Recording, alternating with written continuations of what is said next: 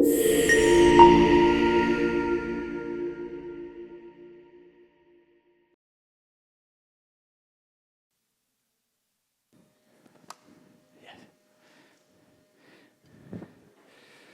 buenos días, hermanos.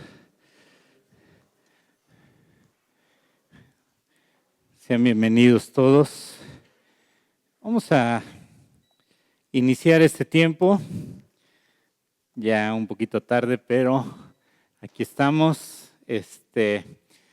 A veces con imprevistos, tenemos que comentar, la lección estaba programada para que la diera nuestro hermano Dani, pero por motivos de salud no se pudo así, y pues tenemos que estar listos, tal vez hoy no tan listos, pero por la circunstancia nada más, pero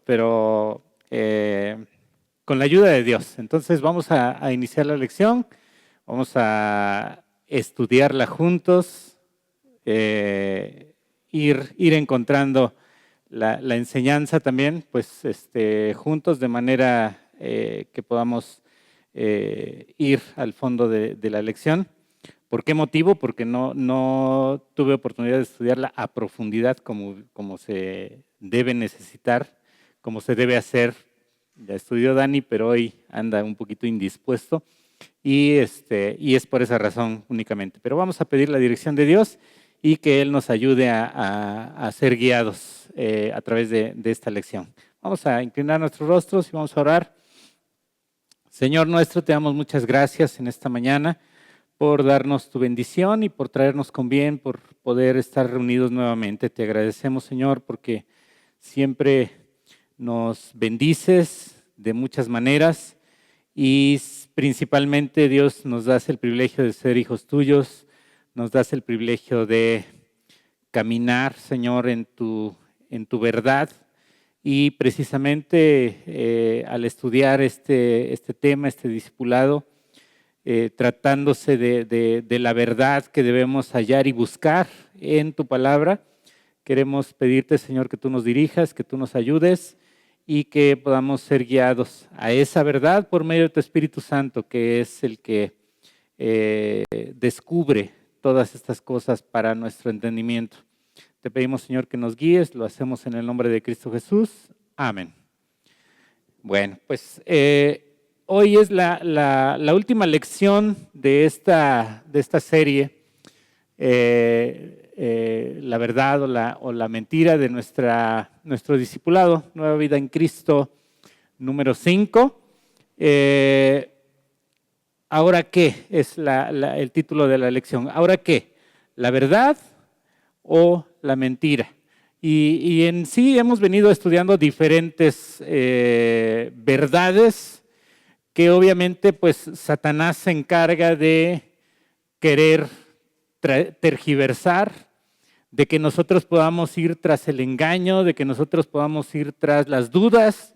De eso trataba precisamente la lección pasada, las dudas a veces, antepasada me parece, las dudas acerca de la salvación principalmente, que muchas veces podemos pensar que la obra de Cristo no es suficiente, pero sin embargo la Biblia nos enseña acerca de todas estas verdades, no solamente acerca de la salvación, sino todas estas verdades que debemos estar seguros en Cristo, debemos estar firmes en Dios y sobre todo no solamente conformarnos con el hecho de ya saber una verdad y decir, bueno, esa verdad la sé y ya no tengo por qué profundizar o ya no tengo por qué abundar más en ello. Siempre es necesario abundar más y más en la verdad, abundar más en lo que ya conocemos y lo que nos da certeza como cristianos, como creyentes. Dice la Biblia, conoceréis la verdad y la verdad, dice, os hará libres. La verdad es la que nos va a quitar toda esa venda de los ojos y nos va a dar la libertad acerca de nuestras dudas principalmente, pero también de nuestro pecado. De nuestro pecado, cuando estemos más firmes en la verdad, podremos estar más firmes ante las acechanzas de Satanás, ante las debilidades de nuestra carne y ante lo que el mundo nos pueda ofrecer y lo que el mundo nos intente confundir. Entonces, pues vamos a proceder al estudio del día de hoy. La verdad y el mundo. ¿Qué reacción, dice la pregunta número 1, qué reacción puede esperar el mundo cuando uno vive como Dios manda? ¿Y por qué? Según 1 Corintios 1:18, dice así, 1 Corintios,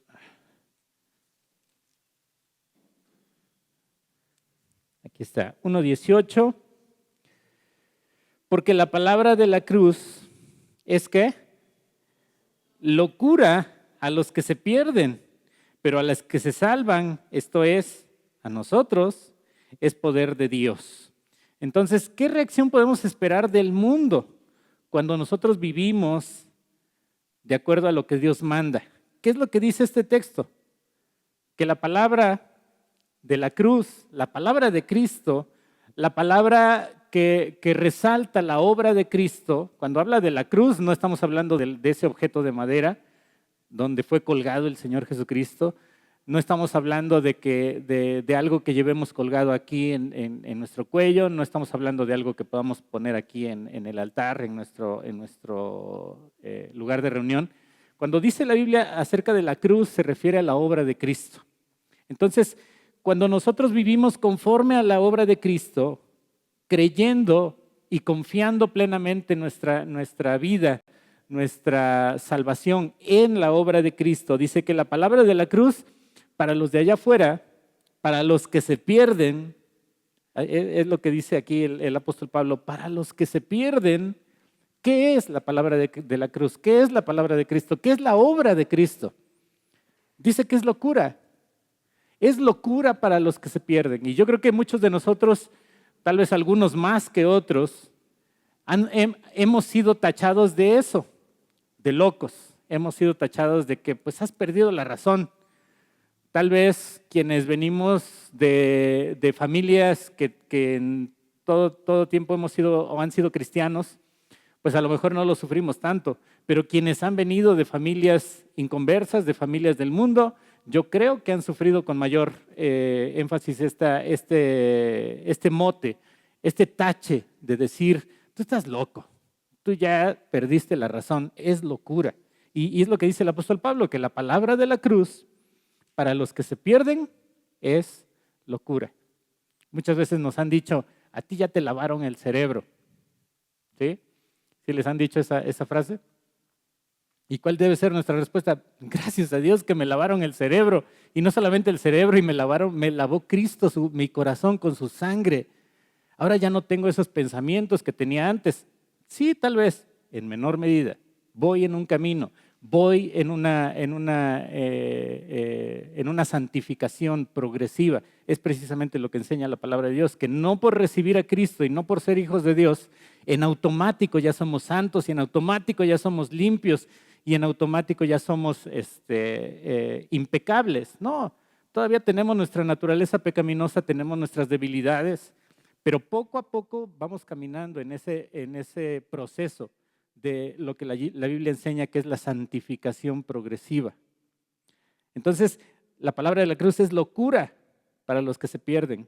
La verdad, entonces, en este caso, si estamos hablando de ese contraste, de la verdad o la mentira, la verdad para los que se pierden es una locura. Dice, pero para los que se salvan, y dice el apóstol Pablo, ¿para quiénes?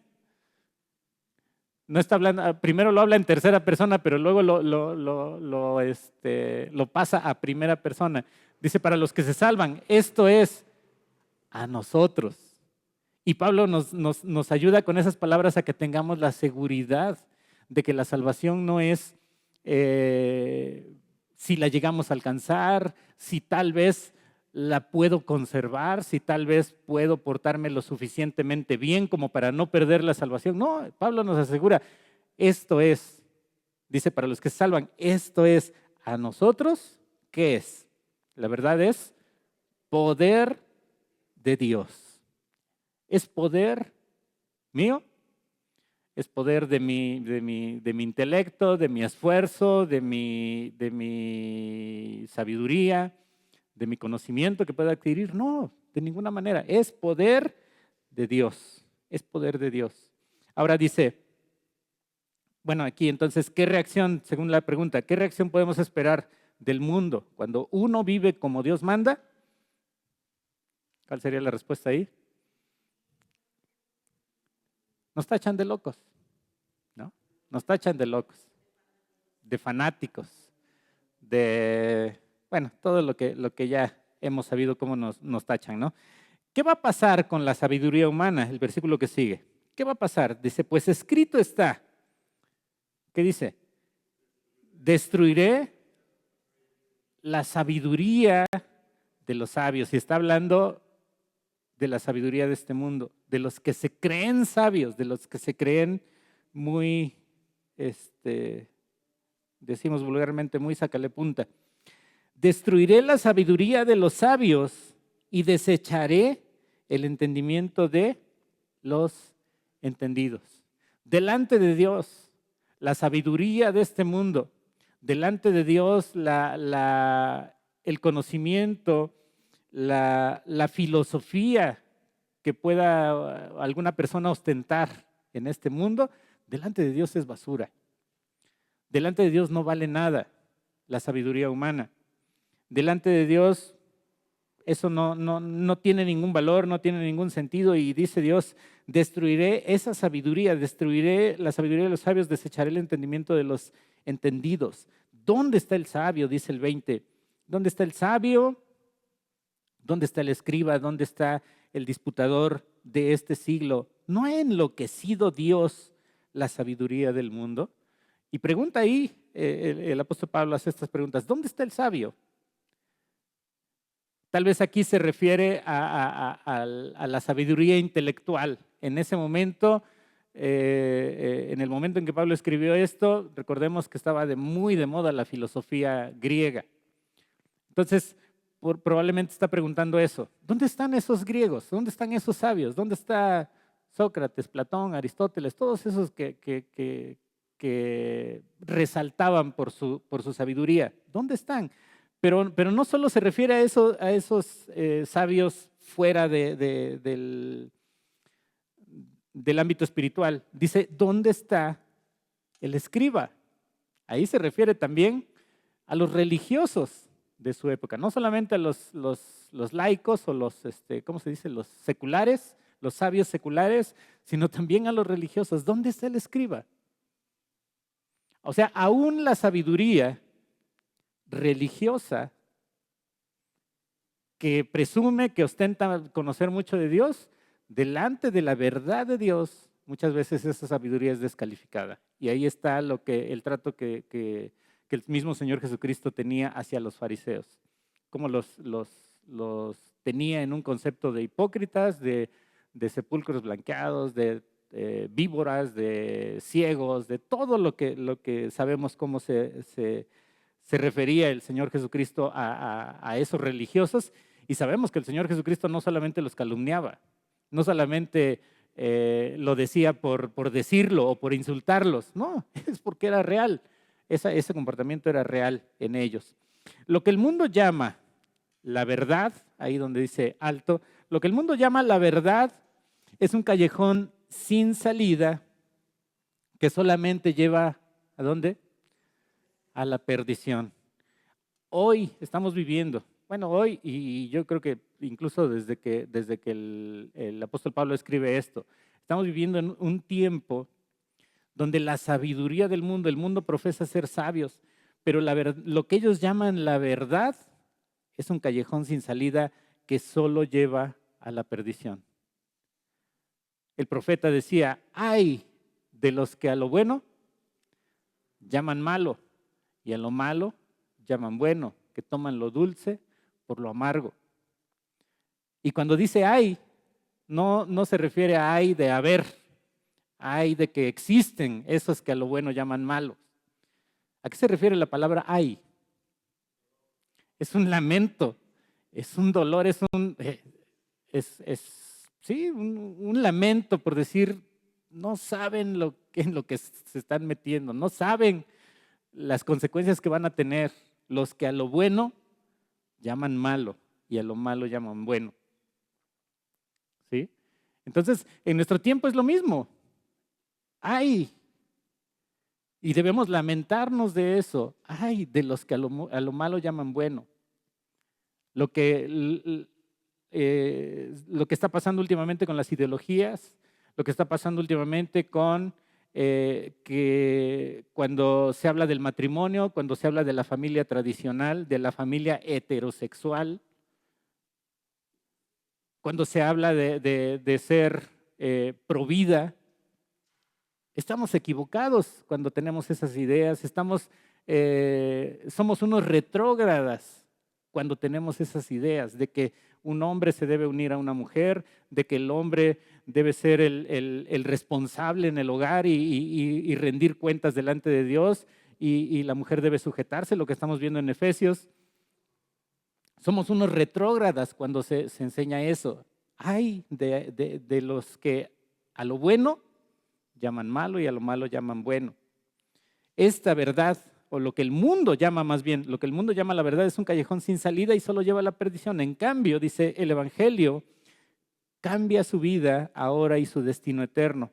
Entonces, ¿para qué va a preocuparse por lo que dicen los demás? Entonces, no debiéramos preocuparnos por lo que dicen los demás, debiéramos preocuparnos por seguir la verdad de Dios. Lea Romanos 1, 21 al 25.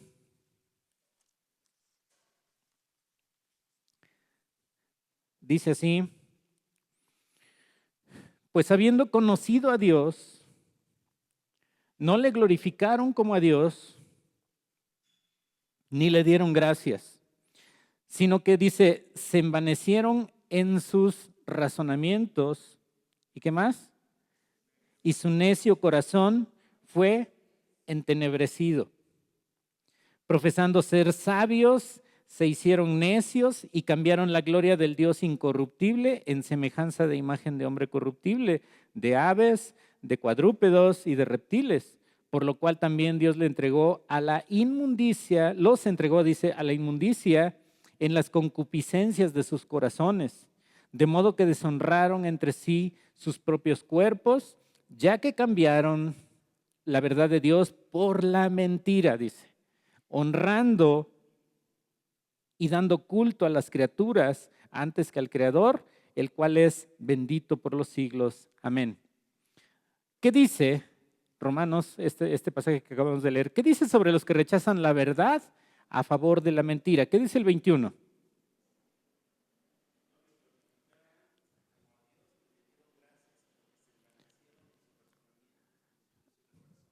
Ok, bueno, tal vez no salió en el micrófono, pero dice que habiendo conocido a Dios, ¿en qué sentido dice que conocieron a Dios? Solo con la mente, de una manera superficial, de una manera solamente intelectual. Dice que muchos habiendo conocido a Dios, habiendo sabido de Dios, dice, no le glorificaron como a Dios, ni le dieron gracias. Esa es una de las cosas que en automático brotan cuando un fruto de ser llenos del Espíritu Santo, lo hemos visto en Efesios, que una de las cosas, el resultado de conocer a Dios y de ser lleno del Espíritu Santo es ser agradecido, y aquí lo confirma. Dice, habiendo conocido a Dios, no le glorificaron como a Dios, ni le dieron gracias, sino que se envanecieron, dice, en sus razonamientos. Entonces, ¿qué dice sobre los que rechazan la verdad a favor de la mentira? Se envanecen. ¿De dónde viene la palabra envanecer? De la palabra vano, que significa vacío, sin fruto. ¿Qué pasa a veces cuando más la gente que trabaja el campo va y busca algún fruto, busca alguna mazorca y a la hora de abrirla, ¿qué sucede? Si nada más está el puro elote, dicen, está vano, está vacío. Entonces, así es la mente de todos aquellos que no glorifican a Dios y que cambian la verdad y reciben o buscan la mentira. Versículo 22, ¿qué dice de ellos? creían que eran sabios. Creían que eran sabios. ¿Por qué? Por mucho conocimiento, tal vez por mucho conocimiento intelectual, la gente se cree sabia. La gente se cree que es más que los demás por su conocimiento intelectual, pero en realidad eran, ¿qué? Necios. Profesando ser sabios, dice, se hicieron necios. Me llama la atención aquí en este versículo cómo hace este contraste entre sabios y la otra palabra. Yo tal vez hubiera usado la palabra ignorantes. Yo. Pero no dice ignorantes. Dice, profesando ser sabios, no dice que son ignorantes. Son necios. ¿Por qué? ¿Por qué usa la palabra necio? Porque un necio no es ignorante. Un necio sabe las cosas, pero no las quiere entender. Un necio sabe las cosas, pero no las quiere razonar. Entonces, a veces pecamos por ignorancia, pero a veces pecamos por necios. A veces pecamos porque sabemos las cosas, lo hemos escuchado muchas veces, pero simplemente no lo queremos grabar en nuestro corazón. La verdad de Dios muchas veces no la queremos grabar en nuestro corazón y de ahí sale la necedad. Hay mucha gente en las religiones, por ejemplo, en las religiones que se basan en la Biblia, el catolicismo, los testigos de Jehová, ¿qué otros? Mormones, luz del mundo, que se basan en la Biblia. Conocen, saben la verdad de Dios, pero dice que su necio corazón ha sido entenebrecido. ¿Qué es entenebrecido? Que está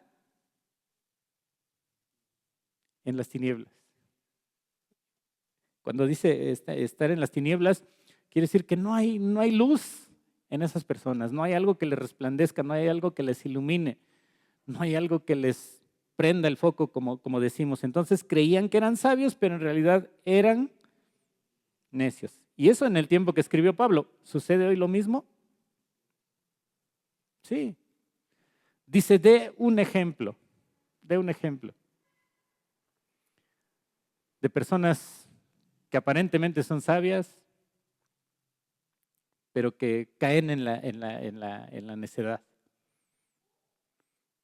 Está muy de moda todas las ideologías, lo del el feminismo que últimamente se está promoviendo mucho, promocionando mucho, lo de las ideologías de género. Incluso creo que 2, 3 semanas llevamos con lo de lo de los Terians, que precisamente la palabra Terian estaba viendo su trasfondo y aparece en la Biblia.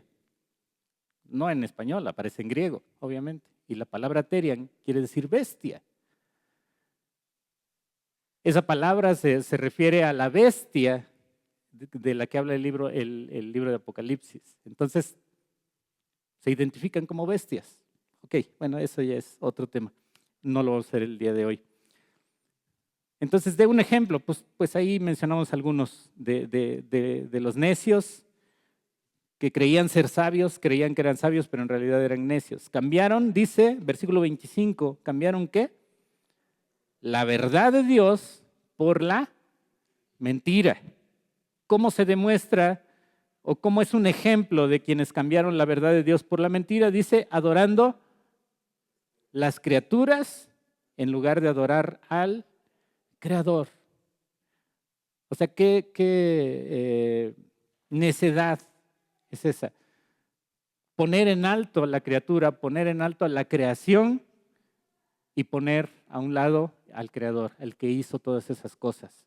Es como si nosotros a lo mejor pensáramos en un invento de los seres humanos y diéramos mayor crédito al aparato o al invento en sí y no diéramos reconocimiento a quien elaboró esa creación o ese invento. Entonces adoraron a las criaturas a las criaturas en lugar de adorar a Dios. Explica en sus propias palabras el significado de este versículo, del versículo 25, que dice: cambiaron la verdad de Dios por la mentira, honrando y dando culto a las criaturas antes que al Creador, el cual es bendito por los siglos de los siglos. En pocas palabras, este versículo 25, nos enseña acerca de la idolatría en la que normalmente cae el ser humano. Y muchas veces, incluso los creyentes, podemos caer en algún tipo de idolatría, en alguna variante de idolatría. Para que una persona sea idólatra, no precisamente necesitas tener una imagen, un San Juditas, ¿qué más? Exactamente. ¿Qué es idolatría? Lo hemos definido algunas veces. Todo aquello que ocupa el lugar de Dios en nuestras vidas. Y no solamente en nuestro hogar, o no solamente, incluso podemos tener a lo mejor la palabra de Dios y decir, pues voy a poner la Biblia ahí en mi sala, en el Salmo 23, como pues para que Dios traiga bendición. Eso es una forma de disfrazar una superstición. Es una forma de cristianizar una superstición. Si tenemos la palabra de Dios, no es mala la palabra de Dios, la cosa es que la leamos. La cosa es que la usemos, la cosa es que esté no solo en nuestras alas, que esté en nuestra vida, en nuestro corazón, en nuestra mente. Entonces hay muchas maneras de idolatría. La mentira lleva a la idolatría y existe una variedad, de idolatría moderna que discutiremos en la pregunta 5. Lo vamos a ver más adelante. Hay un comentario en Isaías 44. ¿Alguien me puede ayudar con Isaías 44, 16 al 20? Levante la mano para que le den el micrófono. Isaías 44, del 16 al 20.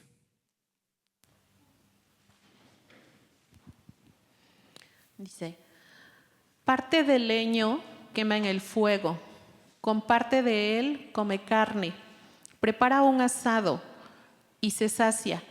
Después se calienta y dice: oh, me he calentado, he visto el fuego. Y hace del sobrante un dios, un ídolo suyo. Se postra delante de él, lo adora y le ruega diciendo: líbrame, porque mi Dios eres tú. No saben ni entienden, porque cerrados están sus ojos para no ver y su corazón para no entender. No discurre para consigo, no tiene sentido ni entendimiento para decir: parte de esto quemé en el fuego, y sobre sus brasas cocí pan, asé carne y la comí. ¿Haré del resto de él una abominación? ¿Me postraré delante de un tronco de árbol? De ceniza se alimenta, su corazón engañado le desvía, para que no libre su alma ni diga: ¿no es pura mentira lo que tengo en mi mano derecha? Ok. Está muy claro esto que dice el profeta. Está muy claro cómo proceden aquellos que se inclinan ante un objeto en lugar de inclinarse ante Dios. Y lo pone aquí el profeta, obviamente inspirado por Dios mismo, lo pone aquí como algo totalmente hasta cómico, pudiera ser hasta ridículo. Tal vez pudiéramos pensar, esto es cómico si no fuera la realidad, si no fuera que podemos calificar más que cómico como patético, algo como triste.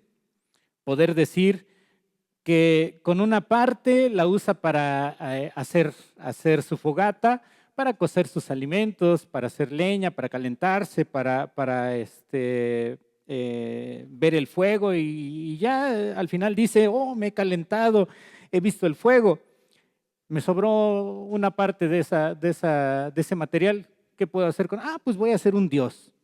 Imagínense.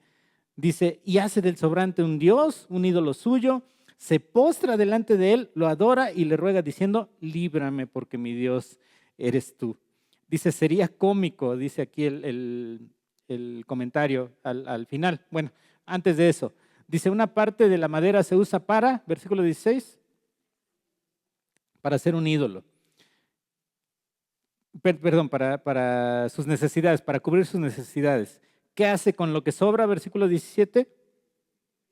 Un dios, un ídolo suyo, se postra, dice, delante de él y lo adora. ¿Qué concluye Isaías ahí en el versículo 18? ¿Qué dice Isaías? No saben y no entienden. No saben, no entienden. Porque cerrados están sus ojos para no ver. Y a veces decimos, bueno, ¿que de veras no se da cuenta? Y a veces podemos pensar entonces, bueno, gracias a Dios entonces, de que Dios ha abierto nuestros ojos. Dios nos ha dado su Espíritu Santo y tenemos el entendimiento suficiente para poder distinguir entre esas cosas, entre esa verdad y la mentira, entre esas abominaciones en las que puede caer la gente común, la gente que no tiene a Dios. Entonces, dice, ¿qué hace con lo que sobra? Hace un ídolo. Que concluye Isaías, que son necios, que son, no saben, dice, ni entienden y están cerrados sus ojos, pero más que sus ojos, ¿qué más está cerrado? Dice el final del versículo, está cerrado su corazón. No entienden, está cerrado no solo sus ojos, sino su corazón. Sería cómico, dice, si no fuera tan trágico. Sin la verdad de la Biblia, uno es ciego y está perdido. Número 5. Al mirar lo que dice Isaías sobre la idolatría, sería fácil decir qué tontos, ¿no? Sería fácil para nosotros, ¿no? Decir, pues, qué tontos, qué ignorantes, ¿no? Qué patético es esto, dice. Pero ¿cómo es posible creer en un pedazo de madera? ¿Cómo es posible creer que un pedazo de madera les puede ayudar? Sí, tal vez para nosotros pudiera surgir esa frase. Hoy hay muchos que adoran a imágenes, pero también existe la idolatría moderna, es lo que hablábamos hace un momento. También existe la idolatría moderna, que adora las cosas materiales, ¿como qué? Dice ahí el dinero, el sexo, la belleza, los estudios. ¿Quién pudiera pensar o calificar que un estudio, una carrera, el conocimiento fuera malo? Pero hay personas que se afanan tanto por sus estudios que eso que ocupa el lugar que debería ocupar Dios en nuestro corazón se vuelve un ídolo, una idolatría. Las estrellas, dice, las estrellas del deporte, las estrellas del cine, de la música, y a veces, tristemente, no solo refiriéndonos a la música, a veces podemos llegar incluso a tener ídolos dentro incluso de nuestro círculo cristiano. ¿Cantantes cristianos, mande? Exacto.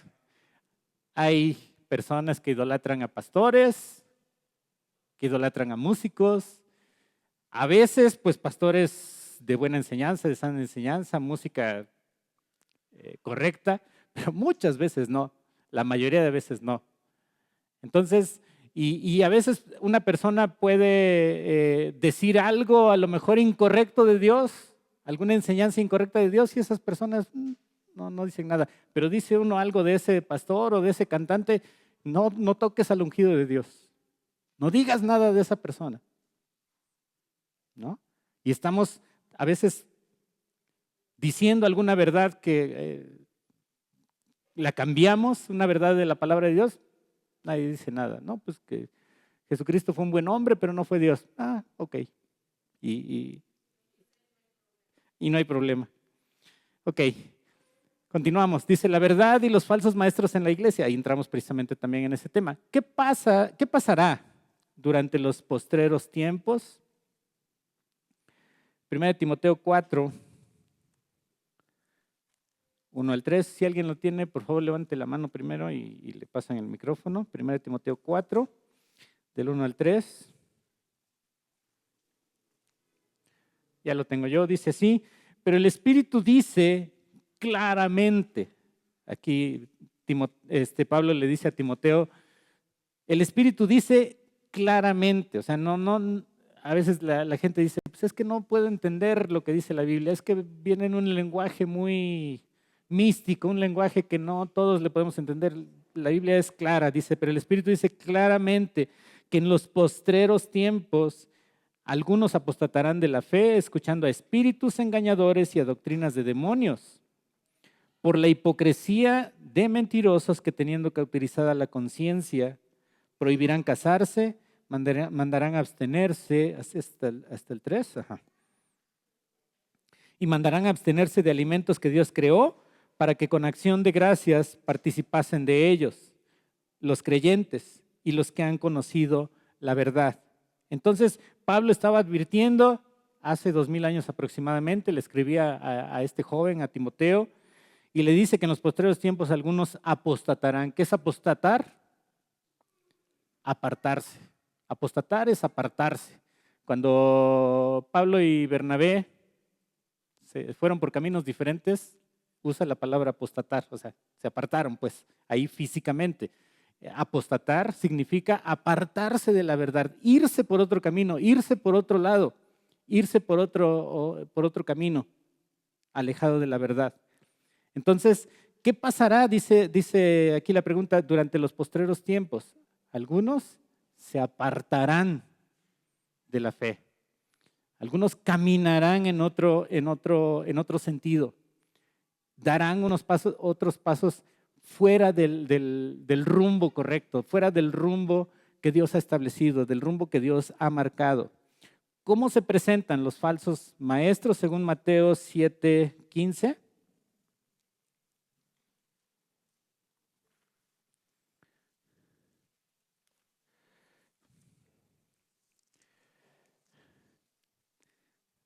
Dice así, guardaos de los falsos maestros que vienen a vosotros con vestidos de ovejas.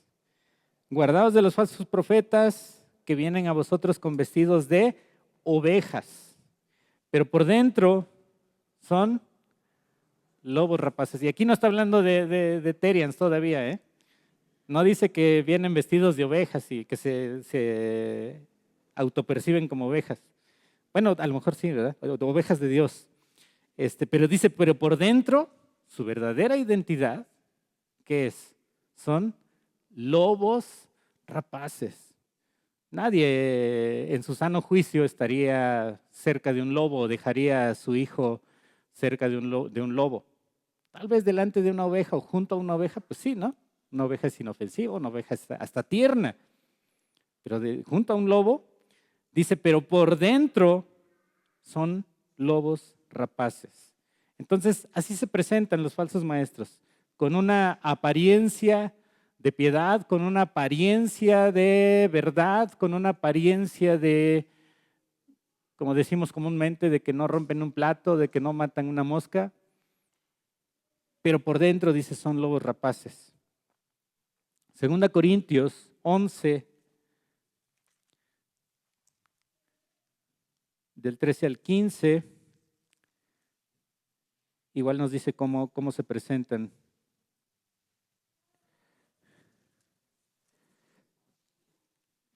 Si alguien lo tiene, levante la mano primero.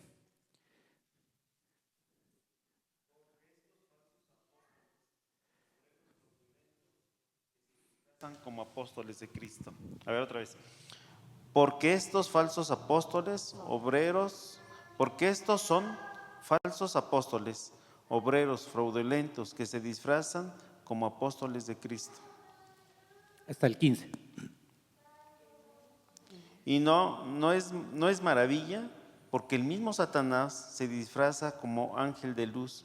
Así que no es extraño si también sus ministros se disfrazan como ministros de justicia, cuyo fin será conforme a sus obras. Muy bien. Ahí Pablo igual está advirtiendo a los corintios cómo se presentan estos falsos apóstoles, cómo se presentan estos falsos maestros, obreros fraudulentos que se disfrazan como apóstoles de Cristo. Se disfrazan. ¿Qué quiere decir cuando una persona se disfraza? Pues que quiere aparentar algo que en el interior no es, o que su esencia no es.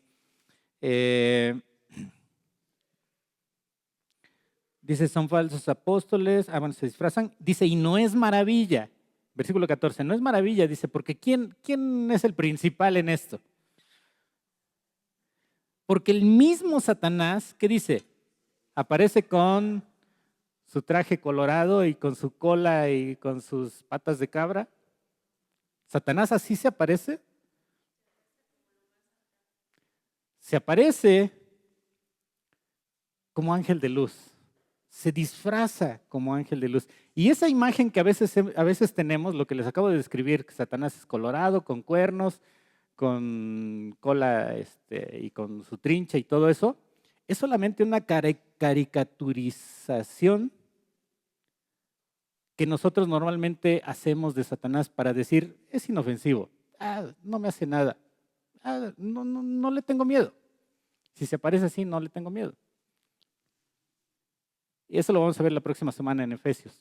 Cómo se aparece Satanás y cómo hay riesgo cuando minimizamos el poder de Satanás de esa manera que lo caricaturizamos, o nos vamos al otro extremo de decir que todo es culpa de Satanás, que todo es responsabilidad de Satanás, y que pensamos que Satanás es todopoderoso y pensamos que Satanás nos puede destruir simplemente con mirarnos.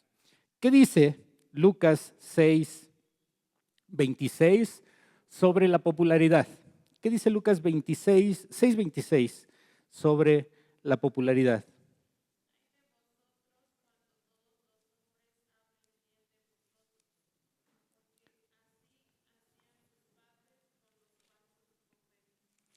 Ok.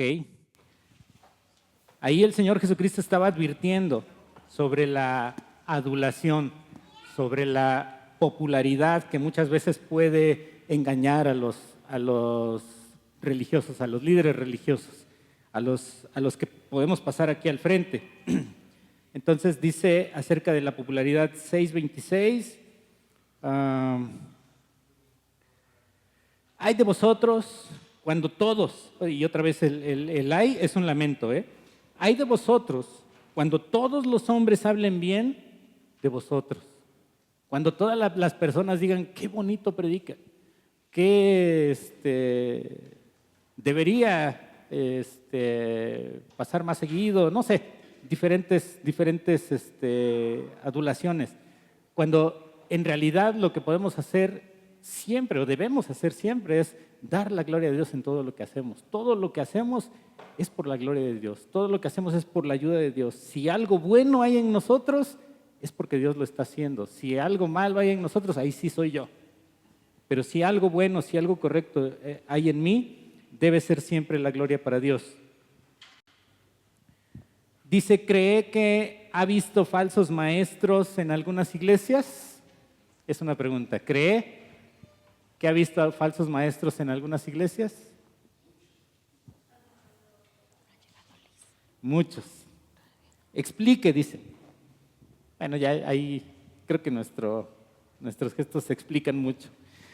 ¿Qué herramientas tenemos para probar a los maestros hoy?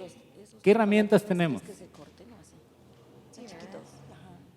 La palabra de Dios, principalmente.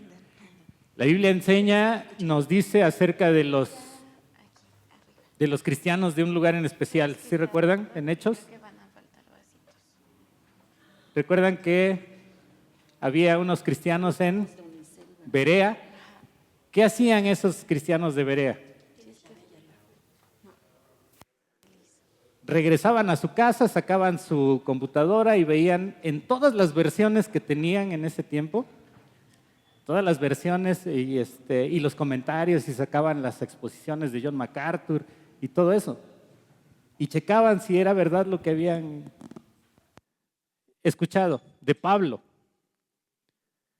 Y no era así. Pero aún así dice que los cristianos de Berea iban y comprobaban si era cierto lo que habían escuchado. ¿Cómo? Con los rollos que tenían a su alcance. Con lo poco que tenían a su alcance iban e indagaban. hoy en nuestro tiempo podremos hacer eso mismo? Con mucho mayor razón y con mucho mayores recursos. Tenemos muchos comentarios, hay mucho en internet. Obviamente, pues no todo lo que hay en internet, no todo lo que hay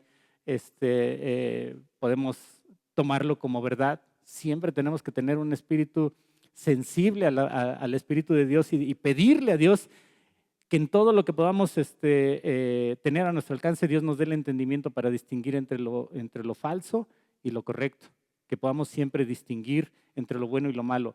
A veces incluso pudiéramos tener un buen material a nuestro alcance, pero si no vamos con la actitud correcta, nosotros lo vamos a malinterpretar y nosotros vamos a tergiversar, a torcer eso que tal vez fue elaborado de una manera correcta.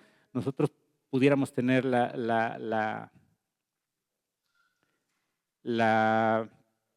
error de irnos por otra parte. Entonces, ¿qué herramientas tenemos? Tenemos muchas herramientas, muchas a nuestro alcance, acerca de la verdad de Dios. Hay muchos hermanos que se han esforzado, muchos teólogos, muchos estudiosos de la palabra de Dios se han esforzado por interpretar la palabra de Dios y nosotros no podemos solamente decir, bueno, pues a mí nada más me toca ir los domingos y hasta ahí. En su opinión, número 11 dice, en su opinión, ¿qué porcentaje de los creyentes hoy conocen sus Biblias lo suficiente para distinguir entre la verdad y la mentira dentro de la iglesia?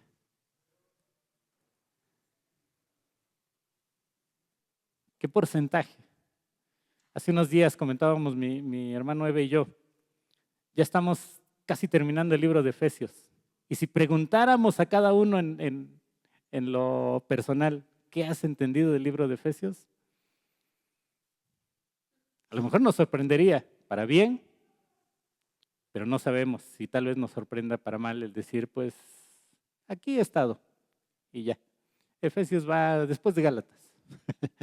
Entonces, ¿qué porcentaje, dice, de los que asistimos a Iglesia de Benecer, pues pongámosle así el nombre, qué porcentaje de los que asistimos a Iglesia de Benecer estamos totalmente preparados para defender la verdad de Dios, para conocer?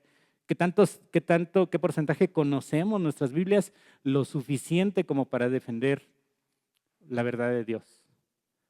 El apóstol Pedro decía que exhortaba a sus oyentes, dice, a que estemos preparados, ¿cómo dice? A ver si me ayudan con la cita tal vez, a que estemos preparados para presentar defensa ante todo aquel que os demande razón, dice, de la esperanza que hay en vosotros.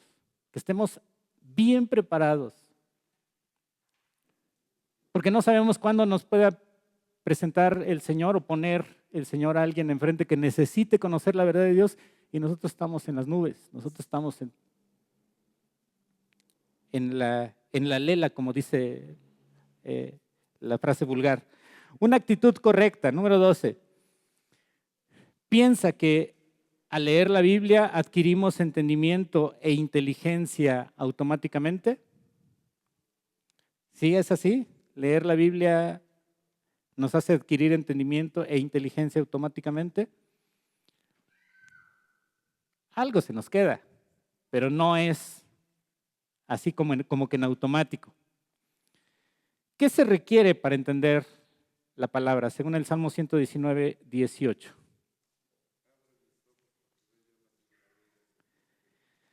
Salmo 119, 18. Ahí el salmista hace una oración, ya lo mencionó mi hermano Eve. Abre mis ojos y miraré las maravillas de tu ley. ¿Quién lee la Biblia con los ojos cerrados? Normalmente lo leemos con los ojos abiertos. Entonces, ¿por qué el salmista dice eso? Abre mis ojos. Se está refiriendo a los ojos de su entendimiento, se está refiriendo a los ojos de su corazón. Abre mis ojos, porque aunque estos ojos físicos están abiertos y estoy leyendo, abre mis ojos espirituales, los ojos de mi alma, los ojos de mi mente, los ojos de mi corazón. Abre mis ojos, dice, y miraré las maravillas de tu ley. 119, 18. Entonces, ¿qué se requiere para entender la palabra? ¿Pero quién lo abre? El Espíritu Santo, Dios mismo. O sea, el salmista clamaba a Dios, abre tú mis ojos, abre tú mi entendimiento. Entonces se necesita la ayuda de Dios. Dios es quien abre los ojos del entendimiento. La actitud suya, o sea, la nuestra, debe ser, aquí estoy Dios escuchando y esperando oír de ti. ¿Sí? ¿Qué actitud vemos reflejada en el Salmo 119, 28 al 30, cuando el autor estaba pasando momentos de angustia? Alguien que lea, pero que espere a que le den el micrófono. Levante la mano. Claro. Salmo 119, del 28 al 30.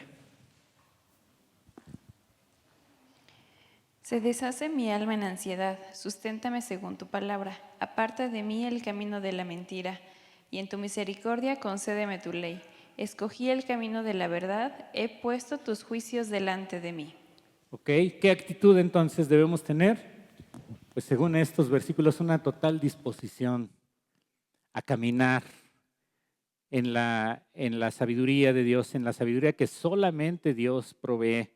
Esa debiera ser siempre nuestra actitud, que Dios ponga en nosotros esa luz, que Dios nos ilumine, que Dios nos dirija, que Dios ponga en nosotros esa sensibilidad para poder entender la palabra de Dios. No podemos pensar que ya somos lo suficientemente sabios, lo suficientemente preparados, aún con los años que llevamos conociendo de Dios. A veces podemos pensar de quien pasa aquí al frente. En mi caso tengo aproximadamente 30 años de conocer al Señor. Tengo algún tiempo ya compartiendo de la palabra de Dios al frente y no por eso tengo que pensar que ya me la sé de todas. Tengo que depender siempre del Espíritu de Dios. Tengo que estar siempre sensible a que el Espíritu de Dios ablande mi corazón, porque muchas veces eso precisamente, a veces tener cierto nivel de conocimiento pudiera llevar al envanecimiento, pudiera llevar a la soberbia, pudiera llevar a ser engreído y a decir, pues nadie me llega. Entonces debemos ser precisamente los más humildes, así como el Señor dice que crecía. ¿De qué manera crecía? Cuando habla de que estaba con los doctores de la ley. En estatura, en sabiduría, dice primero, en estatura y en gracia. Las tres cosas. Y lo mismo debemos crecer nosotros. Bueno, ya en estatura ya no, pero en conocimiento, en gracia y conocimiento sí. Esa debe ser nuestra actitud. Un reto al terminar los volúmenes 4 y 5, dice ahí la batalla para su mente. En estos dos manuales, volumen 4 y volumen 5, hemos examinado mentiras comunes con sus respuestas bíblicas. La meta no es memorizar una respuesta para cada error. A veces pensamos que bueno, si me dicen alguien acerca de la prosperidad, bueno, yo voy a contestar esto. Si me dice alguien acerca de las ideologías, yo voy a contestar esto. A veces pensamos que así vamos a contestar. Muchas veces no se da como lo tenemos pensado. No es memorizar una respuesta para cada error, sino aprender a pensar, dice, ¿cómo? Bíblicamente. ¿Qué se requiere para aprender a pensar bíblicamente? Tener la Biblia en la mente, en el corazón. Dice, examinándolo todo, dice, desde el punto de vista de Dios. Para hacer esto debe pasar más tiempo en las Escrituras y permitir que ellas inunden su mente. Solo así podrá detectar y distinguir entre las mentiras y la verdad. La batalla se gana o se pierde en la mente. Pero a veces pensamos que no tenemos la responsabilidad de hacerlo. A veces pensamos que solamente el que va a pasar al frente o que solamente el que comparte de la palabra de Dios, los responsables de la iglesia, son los que deben estar bien alertas en la palabra de Dios. Y sí lo debemos de estar. Pero somos todos responsables porque en casa somos responsables, los padres somos responsables de nuestra esposa, de nuestros hijos. Somos responsables incluso de nuestros familiares que no conocen del Señor. Somos responsables también de nuestros vecinos que tenemos que compartirles. Somos responsables de mucha gente a nuestro alrededor y no podemos decir, bueno, pues los que estudian, los que pasan al frente, ellos que estudien, ellos que se preparen. La batalla se gana o se pierde, dice, en la mente. A veces aún personas de mucho tiempo ya de conocimiento en el Señor pueden ser engañadas. ¿Cómo le ha ayudado este manual y el anterior? Volumen 4 es una pregunta personal. ¿Se siente intimidado cuando la gente se burla de su fe? ¿Ha pasado? Y a veces tenemos en la mente a lo mejor la respuesta que le vamos a contestar y en el momento se nos borra todo. ¿Se siente intimidado cuando la gente se burla de su fe? ¿Qué está haciendo para poder pensar bíblicamente? Tenemos que usar los recursos de la gracia, lo que está a nuestro alcance. ¿Cuáles son los recursos de la gracia? La palabra de Dios, la oración, la iglesia, la comunión los unos con los otros, poder tener acceso a mucho material que hay a nuestro alrededor, obviamente material correcto y principalmente el Espíritu Santo, que el Espíritu Santo nos guíe para poder ir y caminar a toda verdad. ¿Tiene un tiempo diario apartado para estar con Dios, para orar y llenarse de sus palabras? Si no, comience hoy. Es una pregunta ahí para cada uno de nosotros. ¿Tiene un tiempo diario? Aparte de nuestro trabajo, aparte de nuestra rutina, de nuestro descanso incluso, de nuestro tiempo que pasamos en redes sociales, que últimamente es creo que mucho. Aparte de eso, tenemos un tiempo. Si no, comience hoy. Vea el paso 8, volumen 1 de Nueva Vida en Cristo. Firme su compromiso abajo. Yo me comprometo a apartar 30 minutos. Aquí no nos pide mucho. Dice 30 minutos de cada día estar con Dios. Lo haré. ¿De qué hora a qué hora? Ahí es personal y nuestra firma. Sabroso, dice Proverbios 20:17, sabroso es al hombre el pan de mentira, pero después su boca será llena de cascajo. ¿Es la versión 60? Creo que sí, ¿verdad? Lo dijera ahí que es otra, ¿verdad? Sabroso es al hombre el pan de la mentira, pero después su boca será llena de cascajo. Bienaventurado el hombre que puso su confianza en Jehová y no mira a los soberbios ni a los que se desvían tras la mentira. Dice, para crecer, nos pone ahí leer Marcos capítulos 9 al 16 esta semana, un capítulo por día, y memorizar Proverbios 20:17. Sabroso es al hombre el pan de mentira, pero después su boca será llena de cascajo. Sí, es versión Reina Valera. Versión NBI es, tal vez sea agradable ganarse el pan con engaños, pero uno acaba con la boca llena de arena. Entonces, pues, gracias a Dios porque tenemos su palabra y gracias a Dios porque tenemos al Espíritu Santo. Y nos toca a nosotros el trabajo de llenar nuestra mente, de llenar nuestro corazón con la verdad de Dios para no estar expuestos a la mentira que hay en el mundo, a las tinieblas que hay en el mundo y que podamos ser devorados. Dice la palabra de Dios que Satanás anda alrededor de nosotros como león rugiente, dice, buscando a quien devorar. Y si no es a nosotros, es a nuestra familia, es a nuestros hijos.